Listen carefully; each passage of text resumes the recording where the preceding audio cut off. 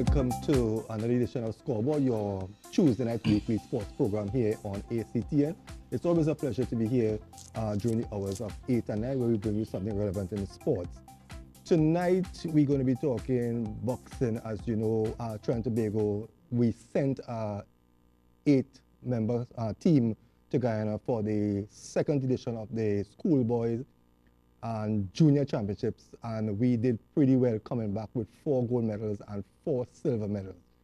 On tonight's program, we'll be sharing the spotlight with 2 of the boxers, and also we have the head coach, Mr. Jason Akwi, and also in my presence we have the national coach and also the vice president of the Trinidad and Tobago Boxing Association. So first of all, let me introduce Juan Rodriguez, the gold medalist. Welcome, it's a pleasure to have you here on ACTN. Thanks. Mr. Jason Akwi, the head coach of YTC Conquerors, and also getting your first taste at being a head coach of a Trinidad and Tobago team. Congratulations. Thank you. And we have on my far left the president, vice president, and the head coach of the national team, Mr. Reynold. Gentlemen, welcome to ACTN. Thank Thanks. This is the second edition of this tournament held in Guyana. It's the first time we have entered. We sent 8 boxers, came back with 4 gold, 4 silver. Let me first of all address this to you, the coach of the team, Mr. Akwi. How do you rate this performance overall? How satisfied are you with the team's performance? Well, thanks again, George, for having us here this evening. Again, we would always want perfection as a head coach. So to me, the ultimate would have been 8 gold. But it was a great performance by team. You're still able to secure 4 gold, 4 silver. I know that the young men really tried their best. They did their best. And for a lot of them, I guess it was because of the nature of the tournament, being exposed to it for the first time. I think nerves might have played into a bit of the result as well. Now, winning in Guyana is always a difficult thing, amateur or professional. We know that in boxing. To go Guyana and beat Guyanese, it always happens. Being the coach and first time leading a Trinidad and Tobago team, from what you saw, where do you see us going down the road, further down the road? Where are some of the strengths? Where are some of the weaknesses that you saw with the boxers? Well, actually, at that level, at the schoolboy and juniors level, we were the more technically sound team. What we were outdone by was the conditioning of the Guyanese, and again, the home crowd, right? That being home and getting that support. Yeah. We need to do a bit more in terms of, and I know Mr. Cox lent a lot of advice as well as Mr. Trumpet in terms of helping our, working on our defense. Our boxers have a flair, a natural flair, and in terms of amateur boxing, it may not be suitable because, you know, we have 3 rounds in which to score.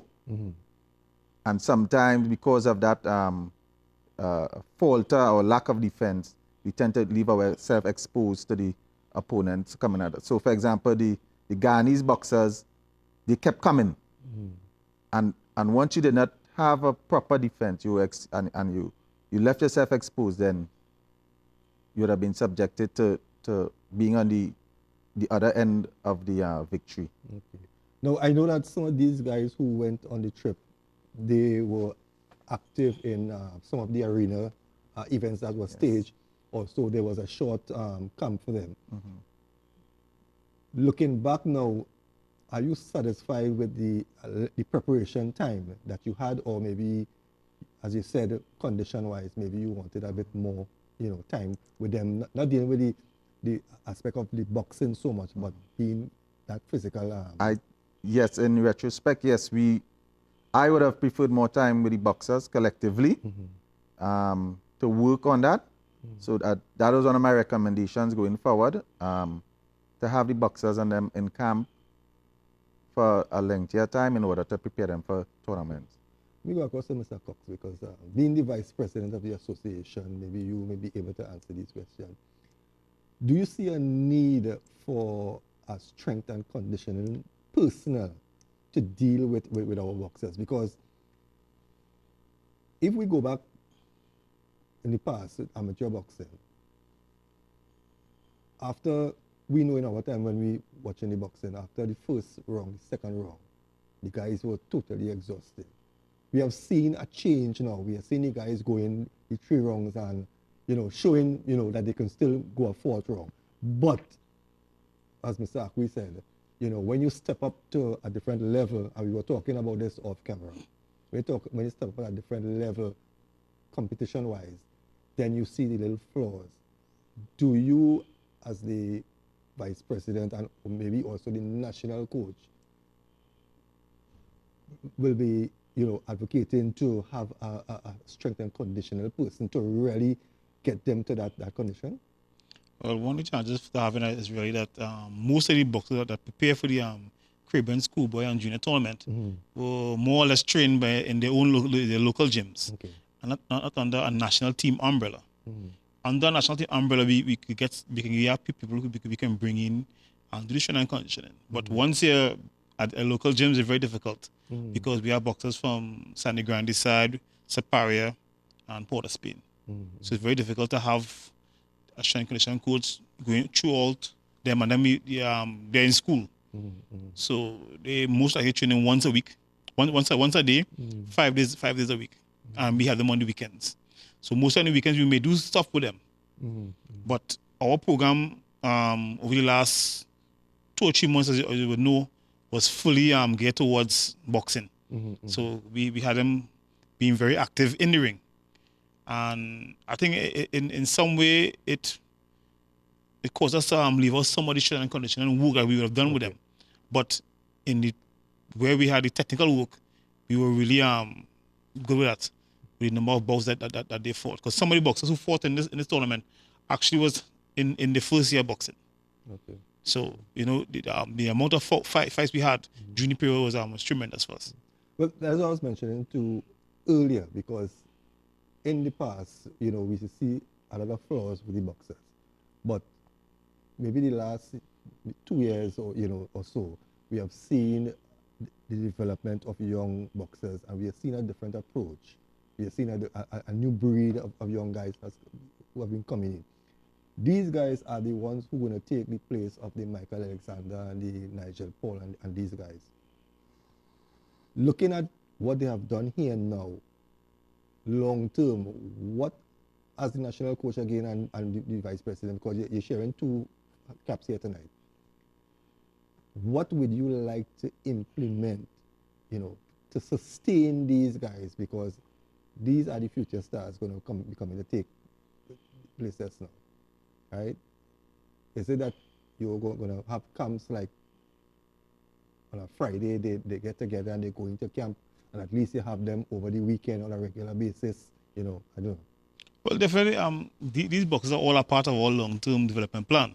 I mean, they're between the age of 13 and 16. Some of them won't even be able to fight at the next Olympic Games in 2020. So these boxers are really preparing for 2024. Yeah. So we have like 8 years to prepare them to be Olympic champion. And that's our real goal that we had starting off from this year. And that we wanted to have a gold medalist or a medalist at the Olympic Games within 8 years. This is part of our program. If you know the president of the TTOC, he has this campaign which says 10 goals by 2024. Yes. And we are aiming to have boxing to be one of those gold medals by 2024. So we definitely in with them, and we want to expand our program to get back in the institutions, St. Michael, St. Jude, for the girls' home and stuff, and really try to expand the amount of people we have taking part in boxing.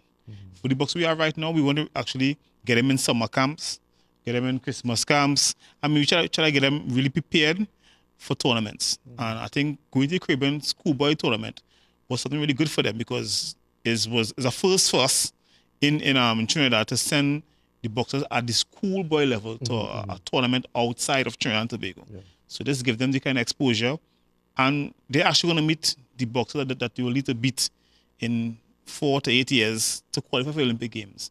So we expose them very early to it. And, you know, we have a lot of people at coaches coming along and really doing hard work. Some of the boxers hasn't really reached the stage to be national champions as yet, but they're working hard behind the scenes. And we expect at the Caribbean Games to even do better than what we did this time around. Okay. Mr. Rodriguez, let me come to you. I feel you might drop asleep because we ain't talking to you. When did you discover that you wanted to get into boxing, and who was the person that really encouraged you to get into boxing? Well, I didn't know anything. It's my father friend introduced my father to boxing, right? Cause Your father was a boxer? No. Okay. They was planning to set boxing in the community, right? And What community you from?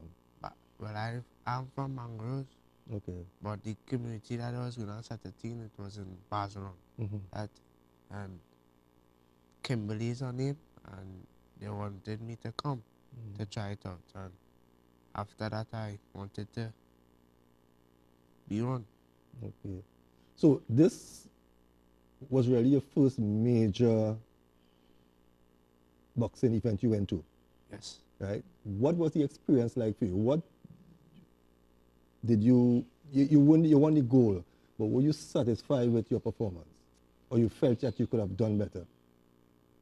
Well, to me, this is my first time coming to this event and coming out with a gold medal, which is top priority.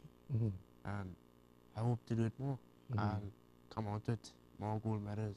And that's my goal. Well, to Mr. Cox, as he said, I will be going in the Olympics in 2020. 2024? 2024. So you set your eyes on that? On that, but I will be going. So we will have more games to come, and I'll be going there. Okay. Mr. Akwi? You will be going to 2020. 2020? Yeah, you'll be too young for 2020. Yeah, so you're going to 2024, right? Looking at these guys, do you see, you have been around boxing for quite a while. Are you on the same terms as I, that stating that these guys are, at their age, are more advanced than the boxers we had in the past? I agree. Correct. When I look at talent like Juan and Nairel Hussein, right? These guys are exceptional young men in terms of technique and skill at that age. You know, and as I know you mentioned it to Mr. Cox before, who's by the way the technical director, right? Okay. We should try to keep this group together and nurture them. Do everything in our power to keep them together and nurture them. They remind me of, remember our national team that took place, the under-17 team. Yeah. That the football team. Right, good. Yeah. Think about where Trinidad and Tobago football could have been had If we we had- kept that group No, together. I was going to come to that because ever so often we have the under-17, the under-20 football team going to the Youth World Cup and doing pretty well. But when they come back here, that team is disbanded, right? And when we want our under-23 team, we're calling for a new screening and new players, where if we can keep these guys, because that's what I'm saying, if we could get these guys every weekend into a camp, you know, where, you know, you could have teachers with them, you know, so they're not losing any work from school, you know, they have training, you know, nutrition and everything. These guys are fortunate to be getting something that maybe even Cox in your days, you didn't have. They are more exposed to a different, you know, in the boxing. And if we are to really succeed 2020 and beyond, right? I mean, it's a lot of work going to have to put in with these guys. I agree. You know? but it's nothing that cannot be done. Again, we would have to really look at each of the young men and their circumstances and try and tailor something that to suit them. Yeah. I could tell you something that I was speaking to the assistant coach, Mr. Merrill Simon, and he said, you know, he's the coach of the Biomel boxers, and he said when the guys returned, the next day they began to train the ones who didn't win gold. So now they understand the importance of the training. Yeah. You know, the thing that we will be trying to drill into their heads time and time again, and they took it for granted, and they experience it for themselves. So now that they are aware, they don't want to be left off at the podium and have to experience that again. I think, George, yes. When we talk about how good boxers are compared to the boxers from past boxers, I got to give a reminder in 2008, I believe, or 2006, we had a Caribbean tournament in Trinidad, and Michael Alexander won silver. Right? Now we have boxers actually winning gold. Yes, at the same age category. So I think they're on par to reach as far and even further than Michael has been doing. When you look at the performance of the local boxers, and I know that there were Guyanese boxers, there were Jamaicans, there were other countries there. When you look at the performance of our local guys, right? How would you rate them? Where are they in comparison to the other? Good. So let's look at, first of all, we had one youth boxer. Now originally championships were junior schoolboys, but I guess because of the other entries of the other countries, they had to make a youth group. They had to allow the youths to come. So we only had one youth, which was Nikel Joseph, and Nikel defeated the reigning Caribbean champion in that 75 kg category, youth category, which was Akil Mounta from Guyana, in the semi-finals, and he defeated the runner-up, the Jamaican, in the final. So he beat the Guyanese and the Jamaican. Correct. You know, so yeah. Good. So when we look at that and we compare ourselves, as I said before, we are much more technically sounder than the other countries. Now, with the Guyanese boxers, it was Trinidad and Tobago versus Guyana, because those were the only two countries with entries in that category. There's only one Jamaican. He fought Blessing Waldrop in the semi-finals of the juniors category. And again, we dominated. Okay. Well, I know we need to take a short break. When we come back, I want to talk to you, Mr. Rodriguez. I want to find out what are your plans in boxing. Viewers, remember you are viewing Scoreboard here on ACTN. We are talking boxing tonight, and we'll be right back after the show.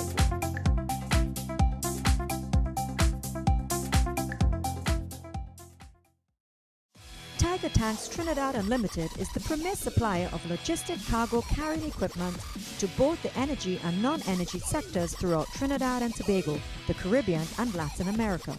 Providing safe transport using our DNV certified equipment of material and chemicals is our goal. We provide services in tank and vessel cleaning, emergency spill responses, as well as hazardous and non-hazardous waste management and treatment. Our highly trained and skilled personnel provide a professional service second to none. Our state-of-the-art direct-fired thermal desorption unit provides companies with an almost instant removal of liabilities when waste is treated at our site. Tiger Tanks Trinidad Unlimited, world-class service to our clients. Tiger Tanks Trinidad Unlimited, thinking outside the tank.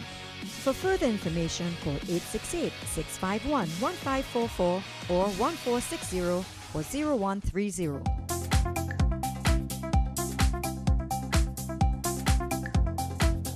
Welcome back, viewers. Welcome back to the Scoreboard here on ACT. And before I go further, let me make a correction. Mr. Reynold Cox is the technical director of the Trinidad and Tobago Boxing Association and not the head coach. So my apologies, sir. No problem. I'll try to remember that. Mr. Rodriguez, you sit here now, first major tournament, come out as a gold medal. What are your plans? What would you like to accomplish? And are you going to be taking, no, I'm not saying you wasn't taking the boxing serious, but is this gold medal now a further motivation for you to train even harder? Because somewhere down the line, you're going to meet this guy you're defeated, and you're going to face him again. I'm sure that he lost and he went back to the drawing board. You won, so you might just tend to relax a bit. What are your plans? Well, my plans is to train hard and to better my craft. Because boxing, as Mr. Sanet, right, my coach, Coach Sanet, as he said, boxing is not an easy sport. Boxing is one of the hardest sport in all sports, right? And I choose it. So I want to better the craft, to do better. And my goal is to go Olympics and become one of the greatest boxers in Trinidad and Tobago. I know you won, but is there anything that you learned from this whole experience that you took back and you brought it that you're going to implement into your boxing career? Well, not as yet. Okay, you ain't really it's soaking as yet. Cox, we have a lot of, before we had a lot of talented female boxers. Now we're seeing where we've seen an increase in the male, we're seeing a total decrease in female boxing. How do the association or even the coaches plan to address this situation? Because our last female that I can recall is Stephanie Allen. Since Stephanie, we have seen a couple, but off and on. How do you all plan to address this situation? Well, right now we're busy trying to address the situation right now. We have Vera Ramnarine. She's working with the female team, and she's come up with a plan to really revamp female boxing within our association gyms. It's a bit difficult for us. In the last championship, we had about probably 6 or 7 girls registering, but they were all in different weights. I think we ended up having about 3 or 4 bouts in the last championships last year. And we were supposed to go to the Caribbean Games, and we didn't actually take part in that tournament. So I think after that, we got a big drop in the number of female boxers coming and taking part in the events. Because once they're training, you need to have things in place for them. Because yes, they'll be at the gyms and they'll be training for the last 4 or 5 months, but they need to fight. And we need to get an opportunity to go out and show their craft. One thing that had the schoolboys really going well is that we had this tournament we had for them. So that is a very big encouragement for them going forward to the rest of the year. But for the females, we have nothing. So we need to really get them back and got activities that they could take part in. Jason, you have been doing a tremendous job at YTC, right? What are some of the constraints you face with your team up at YTC? What would you like to be able to access? Because I know that because of the nature of the institute, it might not be as free as a normal gym on the outside, So, but your boxers, have been there, there was a time that you could not have gone to any event and not see a group of boxers from Sun City. Now, 2 gyms are always up there, YTC and Biomel. And we saw Biomel producing some good boxers. We have also seen some good guys from YTC. Tell us a bit about the program. Tell us about some of the areas that you feel, that help is needed. Well, I can say that I have received support from both the Commissioner of Prisons as well as our Superintendent, Mrs. Canterbury, in allowing us to participate in events, allowing us to go to the stadium on selected days to participate in training, even in preparation for this tournament. You had any boxers from YTC? No, none of the young men participated. However, they did participate and aided in the training process, right? So I can't say that we have had any constraints. As you rightly said, nearly all the cards we are there. So that is testimony to what we are really trying to do within the prison service, and YTC allow the young men the opportunity to give back to the community, you know, with whatever skills or talents they may possess, you know. So I can't say there's any shortcomings, but we do have the only challenges. We have the young men who might have been remanded and who might be facing capital charges, you know. They're unable to travel, and out of that group there are a lot of talented boxers, you know. So I mean, that's nothing that we can control with the prison service. That's the legislators and the court. So but we're doing the best that we could with what we have, you know. And I'm very appreciative of the support I've received from not only Mr. Ford and the Boxing Association, but Mr. Cox, Mr. Trumpet, all the coaches. I really want to applaud the work that the coaches are doing with their boxers as well, because again, as the head coach, I was just there to bring the group together and help nurture them as a team, you know. But the work was done by Mr. Sinet, Mr. Simon, Mr. Hospitalis, you know, so Mr. Dopwell as well, you know. So that's a testimony to where Trinidad and Tobago boxing is going, you know. We could only grow from strength to strength coming out of this. And I hope that the coaches, administrators understand that by coming together and working together, we can only grow. And we understand that the lives that we have in our care is what matters the most. Mr. Cox, school programs.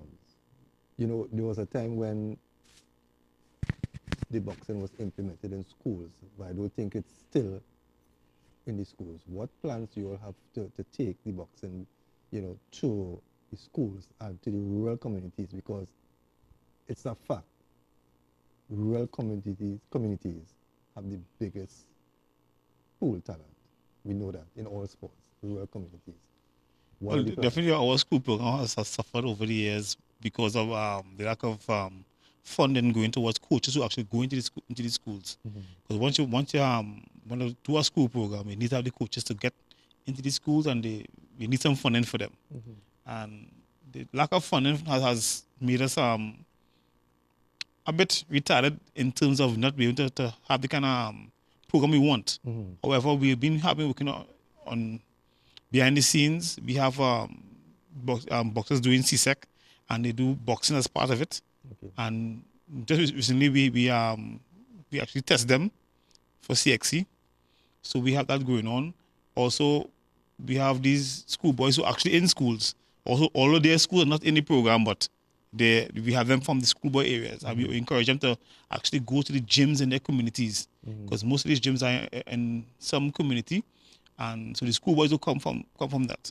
But we're looking over in the next couple of years to actually go back into the schools. And really, we need to get their boxing be recognized, or have permission to have boxing in the schools. Because most times, it's really the school principals, they will say whether they want to have boxing in the school, because boxing is not really on the school curriculum. So once we get boxing back on the school curriculum, it will make it very easy for us to actually get into the schools, secondary and primary schools, and actually work with the PE teachers. And because we've been having courses that we want to really offer to the PE teachers in the school, so they come and do the boxing course, so they can train the people under their care in boxing. So that's basically what we're working on for the next couple of years. And also we have UTT. We're just trying to be able to come back on stream soon. Yeah, because they had played a great part in their boxing program. So it gives a sort of pathway for people who want to do sports. Now, I want to drop a question here. I recall recently at an event, there was a guy from YTC who was in the boxing program at YTC, but he was released. Is there any program to identify a talent in the sense of this guy from YTC comes up showing good potential in YTC, but he's released? Is there anything that you all can do to harness his talent when he comes out, because he might be in a community that doesn't have a gym, right? What are the, I mean, I throw this question to any one of you all to answer. Right, yeah. Is there anything that, because you don't want to waste no talent in the boxing, is there anything that you all can do to, because I remember he came and he fought at a tournament without even training or being in a gym. I mean, that shows determination, because he could have simply decided that, okay, I am released, that is it for me. So you're speaking about Anthony Ravello. Yes. He's from Rio Claro. He has recently, his tenure at the Youth Training Center came to an end.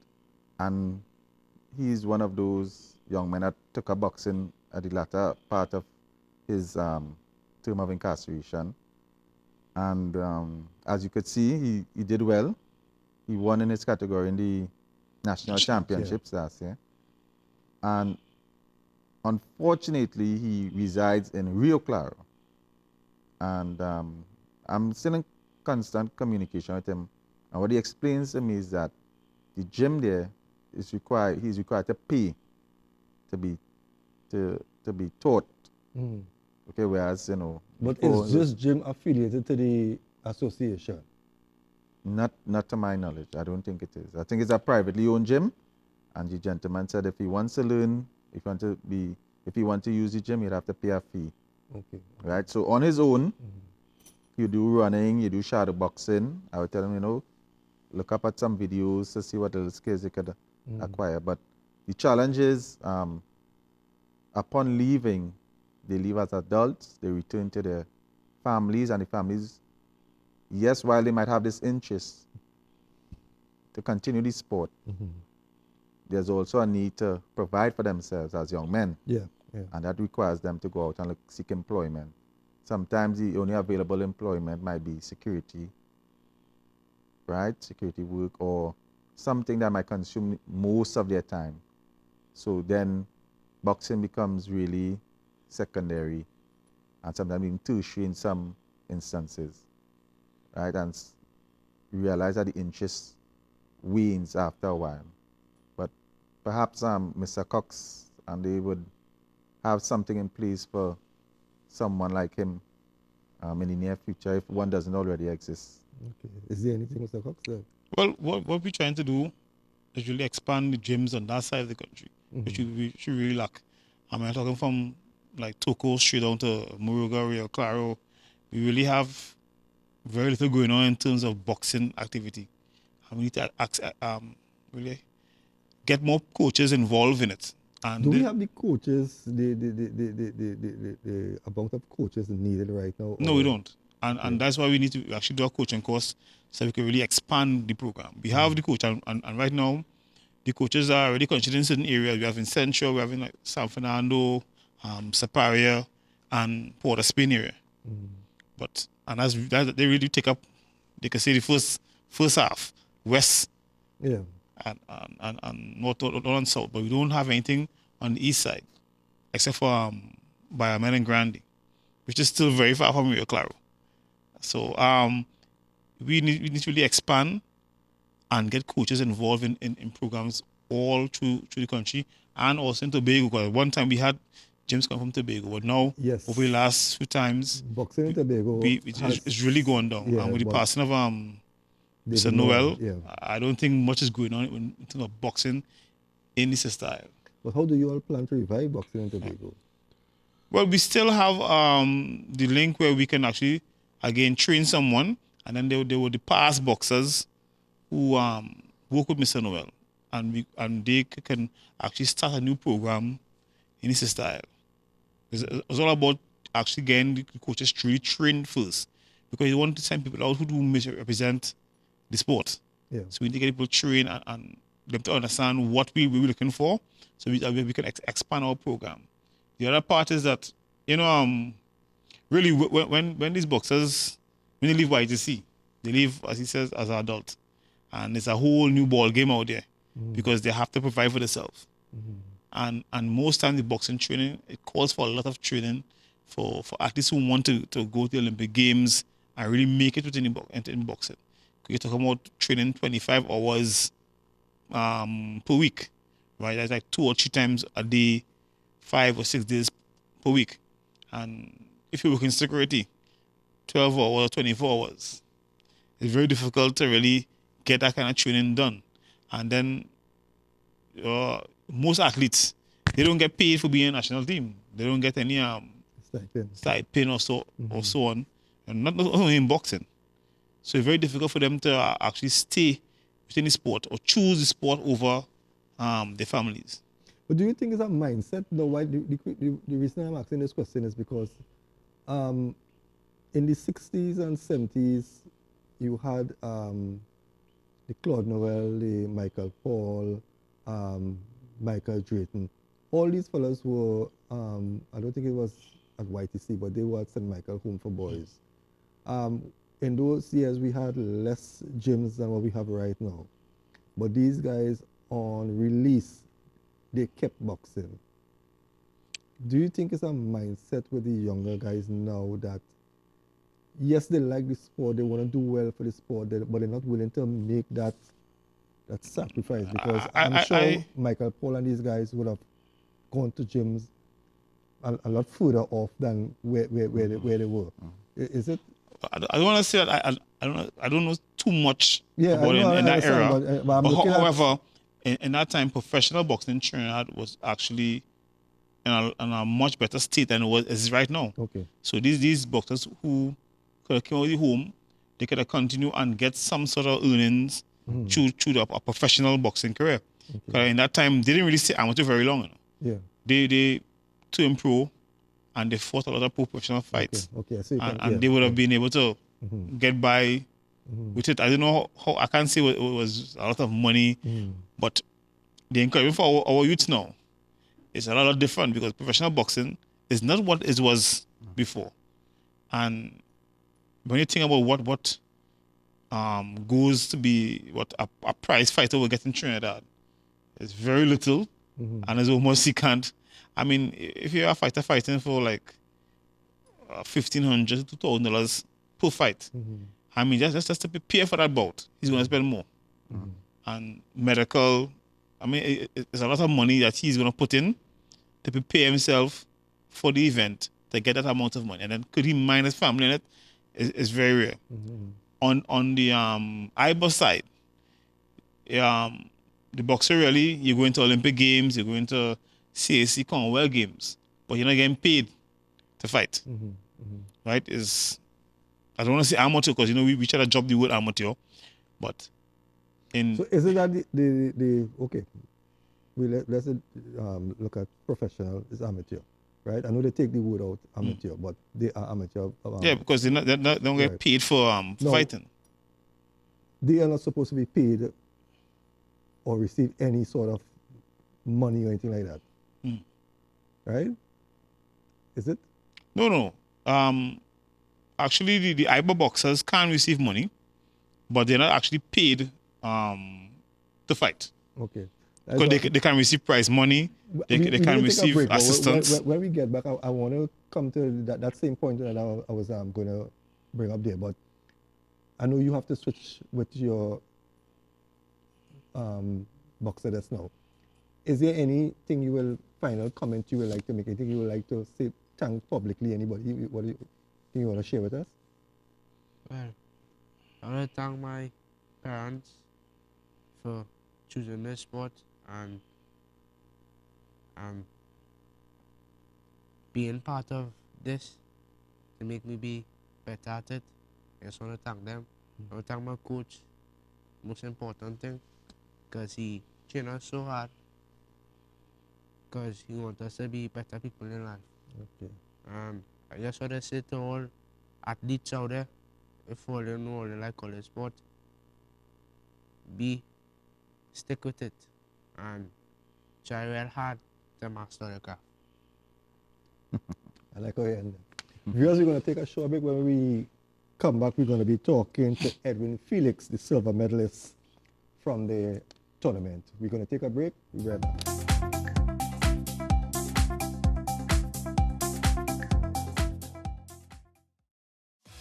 Tiger Tanks Trinidad Unlimited is the premier supplier of logistic cargo carrying equipment to both the energy and non-energy sectors throughout Trinidad and Tobago, the Caribbean and Latin America. Providing safe transport using our DNV certified equipment of material and chemicals is our goal. We provide services in tank and vessel cleaning, emergency spill responses, as well as hazardous and non-hazardous waste management and treatment. Our highly trained and skilled personnel provide a professional service second to none.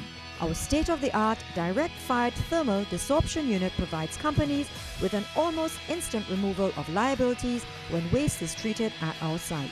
Tiger Tanks Trinidad Unlimited, world-class service to our clients. Tiger Tanks Trinidad Unlimited, thinking outside the tank. For further information, call 868-651-1544 or 1460 or 0130.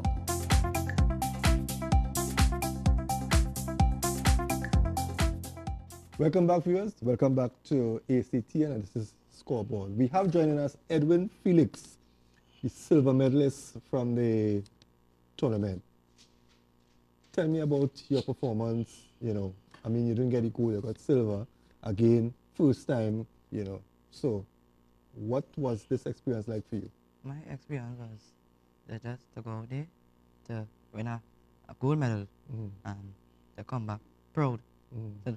For my coach and them. Okay. And as I went in the ring, I feel nervous. Yeah. And I said, I want a box. I said, all right, I'll still go. So you didn't want a box? Yeah, I wanted a box. Okay. And, the nervous. Yeah, nervous. Yeah. And I said, thank God I got the silver. And said, the gold. Next time, I'll work more harder. Where do you think you went wrong and you didn't win the gold? You didn't follow your coach? No, I didn't move. Oh, you didn't move? Yeah. So you still have under stick licks? Yeah. Well, nevertheless, this is your first time, right? Yeah. First major and you won the thing. But is there anything you learned from this experience? Yeah. I learned that I'll move around a little more. Move my head moving, choke, jab when I move, etc. How do you get involved in boxing? I get involved in boxing because the director of the committee invite me to join boxing. Okay. And they just start like that? Yeah. Parents support you? Yes. Who's your coach? I'm coaching it. Okay. Right. Well, let me go back to the question that I was trying to get, because these boxers need help, because we know that boxing is a grassroots problem, right? So maybe somebody might be viewing this program and you never to know, might want to offer some sort of help. These are amateur boxers, but that doesn't separate them from being able to collect finance money. So the ones who are in the rural communities who find it difficult, is there anything that the association could do, like to go into the, let's say, Superior? You're going to Superior, you target a couple of the business people, and get them to sponsor, one of the boxer, maybe, a hamper every month, a box of groceries, a $500, something. Could this be good done? Because these guys, there's no two ways about it. They need the help because it's the grassroots you're dealing with. What do you think about the idea? Yeah, that is a wonderful idea, and it's something I think we need to really come together as an association, the Boxing Association, and really discuss it, because we have been discussing marketing plans at the association level. But when you look at each gym is in a community and it's supported by the community. So definitely within each community, they should have people to support them. But of course, something you have to market to your community. Because so many times we have boxing in certain areas, but people come say, I don't have boxing today, because it was really marketed within the community. So I definitely need to have people get gyms more involved in their communities and to see how best they can support the athletes. Because we as a coach, I know Mr. Akwi has done it many times, dip behind our own pockets to get stuff for the athletes. We get boxing boots for them. One time one guy came to fight and I was angry with him. I said, what happened to you? Why don't you want to fight? And he didn't eat for the day. So See, that's what I'm trying and then to get the public to know. you know, you have about to it, what's make sure you going eat. So, you know, and where does the boxers come from? Where does the talent come from? And this is something that I really consider is coming from really rural areas. And many times the kids, they want to fight in the schools. And we bring them into boxing, and they don't want to fight anymore in the schools because begin to understand, hey, my fighting is in the ring and not in the schools anymore. See, that's in the streets. That's the point I'm trying to get at. We criticize the young people when they get into trouble. But when we come to you, the business people or the people in the community, to assist to get these same young people on a different path, they refuse. But when the same young people do something that is wrong, you know, everybody comes down on them. Of course. But I think that the association should really try to market these young guys a little bit differently, because I am sure that there are going to be people out there who, if you go to them, the right people, yeah, definitely, they're going to contribute something, right? As I said, you know, a outfit, a boots, a gloves, you know, some groceries, some vitamins, something. So I think that it is something that the association should pay very close attention. Yeah, definitely. And that's something we have to really look at them. And it's one thing is this, right? These kids are 14, 15 right now. When they reach 18 and 19, I mean, the parents have been supporting them and they're living in the parents' house. But as soon as they pick up girlfriends or decide to get married, they have to make a serious decision whether they're going to stay in and do boxing or go and support family life. Because in most cases, if they don't get people to support them with good jobs, because not only do we want handouts for them, I'm talking about people actually employing them in the business places and giving them flexible times to work, or they can train and work so that they can balance it too. Because definitely when these kids turn 18 and 19, come on, they need jobs. They need more than just somebody buying a boots for them. They have to provide for family that they may have. And you know, once they become a girlfriend, weave is quite expensive. Yeah, it's very difficult to actually stay in the sport. You know what I'm talking about. Mr. Akwi, I want to, before we end, I want to put you on the spot. You, YTC, how you got involved in this whole boxing? Because I remember when I first came to YTC was Mr. Alan Joseph, right? And you were nowhere around. Right. Yeah. Were you in the background? Well, I was actually working in the kitchen as a food service officer. And it was Mr. Carl Muckett approached me and asked, he wanted someone to work with Mr. Joseph, who was at the time the only person doing the boxing. Prior to him, it was Mr. Cave, right? And I grabbed at the opportunity and I worked with Mr. Joseph and I understudied him. And well, because of his health, he was unable to continue. So someone had to take the role and I grabbed at it, you know. But I must say you're doing a tremendous job there. And I must say that one of the boxers that I really, you know, feel that if being harnessed properly, I think he could create an impact. I mean, I might be wrong. There's Romel Lizama. Yes. You know, I like his determination. You know, he's strong. You know, he doesn't give up easy. No. What are your plans for that guy? Well, Romel is and is he one of the boxers that could travel? Or no, he's unable to travel. So then lies the I see with him. The complication with him, which is not really to me a complication. I always tell him, I said, do what you're doing right now. When that opportunity comes, you'll handle that. You'll be able to handle it.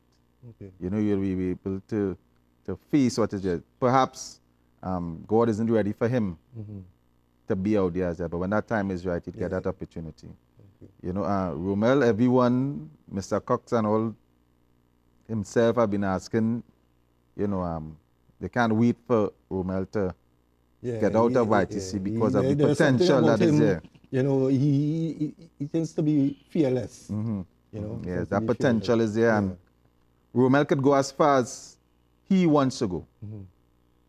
You know, Mr. Jose always said, you know, he has the attributes to be a world champion, but is that what he wants? Yeah. You know, you could want something for someone, but they must want it as much as well. Mr. Cox, we don't have much time again, but what can we look forward for the rest of the year in boxing? Oh, we have a lot of things going on right now. We expect to do a coaching course to really expand, and that course should come up between now and July. We have the schoolboys. We should have them back in a summer camp. We hope to bring Guyana, the guys who they fought in the finals, for them. So we should have a showdown with Guyana by the end of August. And national championships coming up in November. And then we back to the Caribbean games. And last year we didn't take part, so definitely this year we want to really take part in a very strong way. And we look at actually winning the tournament in St. Lucia. That's in December. You, as the vice president, you are at this point totally satisfied with where boxing is presently? I wouldn't say I'm satisfied with where boxing is presently. I'm satisfied in the direction that boxing wants to take at this time. Looking at the development of young boxers, looking to improve women boxing. I forget this year we have Commonwealth Youth coming up in July. Commonwealth Youth, what was that age bracket? And that's between 17 and 18-year-old boxers. So Nickel Joseph, who won the gold in the Caribbean, he'll be taking part in that tournament. And we expect him to do something very good at that event also. We have Justin Paris, who also be taking part. He has been off. He's been off for a while, but you know he's been around, and we're trying to keep him refocus him and get him back into the sport and getting more active. So we looked at a very good tournament in the Commonwealth Youth on this year, and then we have the World Championships also, and the Elite Continental events. So we have Nigel Paul and Brian Dennis, Aaron Prince, all preparing for that event. So a lot of things going on in different places. So I think for this year, for us, it's really development. But definitely we want to see our elite boxers do something at the Worlds. Okay, before I give you both gentlemen the final word, is there anybody that you want to say, a special thank you to? Yes. Yeah. I wanted to give my special thanks to my coach, Coach Sennett, my mom, for sending me out there to go out there to learn the sports, my aunt, my director, for having that sports in the community. I just gave a special thanks to them. Okay, right. Mr. Akwi, closing comments. Well, I'd like to thank you and Axe for having us today, for not only having us, but supporting local amateur boxing. I think your Friday night fights really help prepare these young men and for not only this tournament, but for future tournaments. It's important that we keep having more local fights, because I realize that the Ghanaians, they are fighting regularly, a lot of fights. So we need to have the young men in the ring as regular as possible. And thank you to the Trinidad Tobago Boxing Association for having that confidence in me to give me the opportunity to serve as head coach of this team. So you're ready for our next head coach job? Well, by your performance, I mean, you should I hope. Yeah. I'd like to thank Mr. Mel Simon for his assistance as well. He was really, really helpful. And all the coaches, again, local coaches, Mr. Ford, the president, and his staff, thanks to them for their support in making this team a successful one. Okay. Mr. Cox, you have 1 minute. Well, on behalf of the Federation, the President, we'd like to really thank all the coaches that were involved in this preparation, also the boxers that really did well. We want to thank them and encourage them. And also the media, Axe. I think this was an integral part of what made this year a success for us. And I will be able to get around the place, get the boxers really active, get them in front of the cameras. I mean, it sort of made them, feel like there's something important happening to them. And it's really important that the media really stick with us and really continue to highlight the boxing, local boxing in Trinidad and Tobago.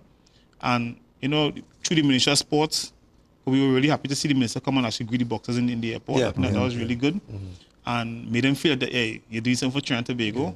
And I want to encourage the youths to continue working hard and make us better. Well, gentlemen, it was a pleasure. Let me wish you all the best. Yeah. Viewers, we have come to the end of an edition of Scoreboard here on ACT, and we want to thank you for staying with us.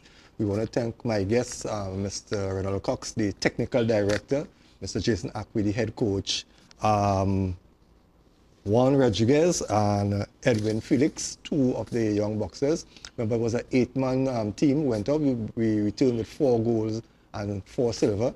The first year in the tournament, I mean, kudos to them. And we ask you to continue viewing ACTN every Friday night for the arena, where we showcase the talented boxers of Trinidad and Tobago. You will see these guys from time to time.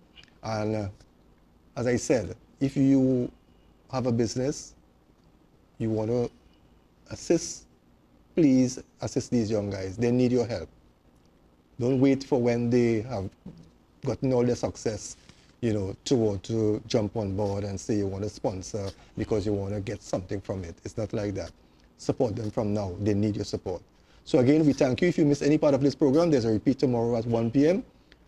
Have a blessed week ahead. We look forward to being in your company next week, Tuesday at 8 p.m. See you soon.